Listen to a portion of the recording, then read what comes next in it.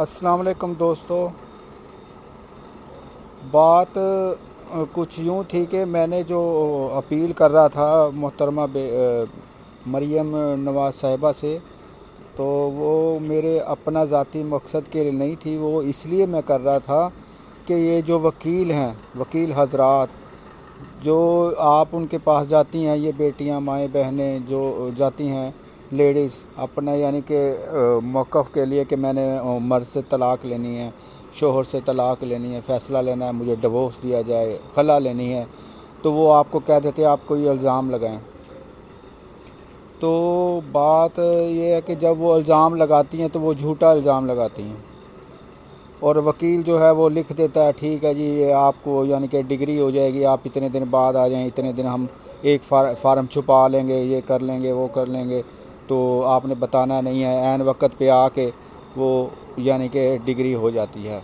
लेकिन वो होता है झूठा केस, क्योंकि अक्सर झूठ बोला जाता है। जो झूठ बोला जाता है उसमें आप सोचें ज़रा कि अगर वो झूठ से डिग्री हो गई तो वो ज़ना कहलाएगा, क्योंकि अगर उसने लड़की ने आगे शादी करनी है, उसने आगे घर बसाना है, तो तलाक़ तो तब ही होगी ना जब आप कोई सच्चा इल्ज़ाम लगाएंगे, इल्ज़ाम जिसका वो यानी कि मुर्तकब हो कि वो उससे जुर्म हुआ है शोहर।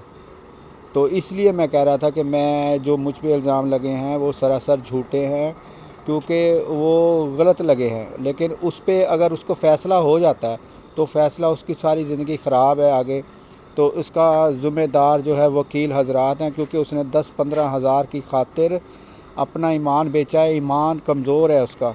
तो इसलिए मैंने वो कर रहा था। तो इसलिए मैं कह रहा था कि आप लोग इसको शेयर करें। इसमें कोई ये नहीं है कि बहुत से लोग ऐसे हैं हमारे मुल्क में, ज़लज़ले आ रहे हैं, बहुत से हम परेशानियाँ हैं, तूफ़ान आ रहे हैं, बड़े मसले हैं, बेरोज़गार हैं लोग, उसका क्या सब ये एक हम छोटी छोटी बातों को गौर नहीं करते, यही वजह है। तो मैं इसलिए यही कह रहा था कि इस पर ज़रा गौर करें। इसको आप ज़ाती तौर पे किसी और मसले में आप ज़रा वकील हजरात को उनको पता चलना चाहिए कि ये आपके 10-15 हज़ार की वजह से नाहक ज़ना हो रहा है, ये इससे बचें, प्लीज़ बचें इससे। आपको चाहिए कि औरत से भी हलफ लेना चाहिए भी वाकई ये सच है, आप जो इल्ज़ाम उस पर लगा रही हैं वो सच है, हकीकत है, और फिर बाकायदा नंबर पे बात करनी चाहिए, मर्द से बात करने चाहिए कि आपके ख़िलाफ़ ये मसला हो रहा है, ये दरख्वास्त आई है, तो आपने ये काम किया है। इसी तरह से कानून के साथ चलें और यही बेहतर है। इसलिए मैं ये अभी भी कहना चाह रहा हूँ कि अगर ये बहुत से ऐसे जो मेरे जहन में बहुत से ऐसे किस्से आ रहे हैं कि वाकई इसमें औरत इल्ज़ाम लगा देती है, झूठा इल्ज़ाम होता है, वो फ़र्ज़ी तौर पे तो वो कह देती है कि यानी कि इसने मेरे साथ ये किया है वो किया है, तो उसको तलाक़ हो जाती है। अदालत लिख के दे देती है, अदालत उसको तलाक़ का सर्टिफिकेट दे देती है, लेकिन वो तलाक़ नहीं होती क्योंकि वो झूठ की बुनियाद पर हुई है। तो आप लोग भी मुसलमान हैं, सच्चे मुसलमान हैं, इस बात को शेयर करें। ये इसी तरह से ही हमारा इस्लाम ज़िंदा रहेगा। तो प्लीज़ मेहरबानी करें, तो वीडियो को शेयर करें और लोगों को, ताकि पता चले कि जो झूठा केस है वो झूठा ही है।